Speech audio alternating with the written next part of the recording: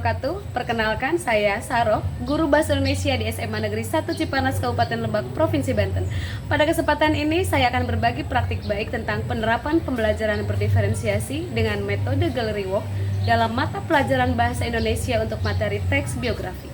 Pembelajaran berdiferensiasi yang saya padukan dengan metode Gallery Walk ini sebagai solusi atas situasi dan tantangan yang saya hadapi dalam pembelajaran bahasa Indonesia. Tidak bisa dipungkiri bahwa kemampuan literasi peserta didik saya masih rendah. Salah satu penyebabnya bisa jadi karena kurangnya motivasi untuk membaca. Sementara, pembelajaran bahasa Indonesia yang berbasis teks menuntut peserta didik untuk aktif membaca. Melalui praktik baik ini, saya berupaya untuk menjawab tantangan yang ada dengan menghadirkan kondisi pembelajaran yang membuat peserta didik termotivasi untuk membaca tanpa merasa terbebani. Pembelajaran yang saya lakukan ini diharapkan bisa menjadi pemantik bagi peserta didik untuk meningkatkan minat membaca. Seperti apakah praktik baik yang sudah saya lakukan? Berikut deskripsinya. Pada tahap persiapan, ada beberapa hal yang saya lakukan, yaitu menyiapkan modul ajar yang memuat pembelajaran berdiferensiasi dengan menggunakan metode Gallery Walk. Menyiapkan asesmen diagnostik awal dalam bentuk formulir menggunakan Google Form untuk mengetahui profil belajar peserta didik. Menyiapkan bahan dan alat yang akan digunakan seperti karton, spidol warna-warni, lakban, gunting, dan sticky note. Menyusun LKPD yang akan digunakan sebagai pemandu peserta didik dalam proses pembelajaran. Menyiapkan salindia yang berisi instruksi selama proses pembelajaran. Bagaimana pula saya melaksanakan pembelajaran? Berikut deskripsinya.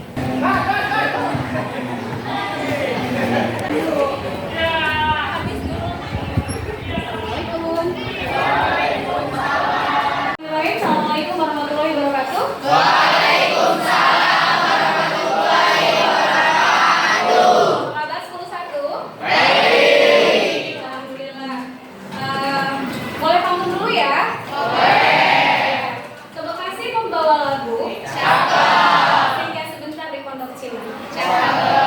Bertemu lagi dengan Ibu dalam pembelajaran bahasa Indonesia. Hari ini kita akan belajar tentang teks biografi. Baiklah, ini ya tujuan pelajarannya. Jadi kalian... Pada tahap kegiatan inti, saya mulai dengan mengelompokkan peserta didik dengan mempertimbangkan keragaman berdasarkan profil belajarnya.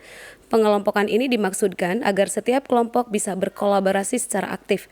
Peserta didik yang memiliki kecakapan yang beragam diharapkan dapat bekerja sama untuk menyelesaikan LKPD. Selanjutnya, mereka akan bekerja sama dalam kelompok untuk mencari teks biografi tokoh pahlawan yang mereka sepakati. Dalam mencari teks biografi tokoh pahlawan, peserta didik diberikan keleluasan untuk bereksplorasi dari berbagai sumber sesuai dengan minat mereka. Bisa dari bahan bacaan seperti buku dan ensiklopedia, dari internet seperti Wikipedia, dari video YouTube, atau dari sumber lainnya. Setelah menemukan teks biografi, peserta didik diminta untuk mencermatinya dan menyelesaikan tugas sesuai LKPD, yaitu membuat ringkasan teks biografi dalam bentuk media informasi seperti poster, mind map, infografik, atau media informasi lainnya dengan menggunakan bahan dan alat yang disediakan. Berikutnya, peserta didik menempel media informasi yang sudah mereka buat di dinding kelas sehingga membentuk galeri. Setelah semua ditempel, saatnya semua peserta didik mengunjungi galeri untuk membaca dan mencatat keteladanan atau keistimewaan setiap tokoh pahlawan yang terdapat dalam ringkasan teks biografi. Jika sudah semua peserta didik menemukan informasi yang dimaksud, beberapa peserta didik diminta untuk mempresentasikan hasil kunjungannya. Setelah para peserta didik menyampaikan hasil kunjungannya dan saya memberikan penguatan dan apresiasi, selanjutnya setiap kelompok diminta untuk saling memberikan umpan balik dengan menggunakan sticky notes dan ditempelkan pada galeri teks biografi. Sebelum menutup pembelajaran, saya mengajak para peserta didik untuk melakukan refleksi dan umpan balik terhadap proses pembelajaran. Pembelajaran selesai, saya pun menutup pembelajaran. Dampak dari aksi ini adalah peserta didik terlibat secara aktif dalam proses pembelajaran, kegiatan membaca lebih menyenangkan, menghasilkan produk sesuai dengan minat dan kemampuan peserta didik, kelas menjadi hidup dan terbangun situasi interaktif, serta pembelajaran lebih bermakna dan berkesan. Dari praktik baik ini, tampak satu faktor keberhasilan yang sangat dominan, yaitu penggunaan metode yang mengajak peserta didik aktif dan adanya pengelompokan yang beragam berdasarkan profil belajar peserta didik. Dan tentu saja kita sama-sama meyakini bahwa pembelajaran yang bermakna diperoleh melalui proses pembelajaran yang berpusat pada peserta didik dan menghargai karakteristik peserta didik yang beragam. Demikian praktik baik yang sudah saya lakukan. Bagaimana menurut Ibu dan Bapak? Terima kasih. Assalamualaikum warahmatullahi wabarakatuh.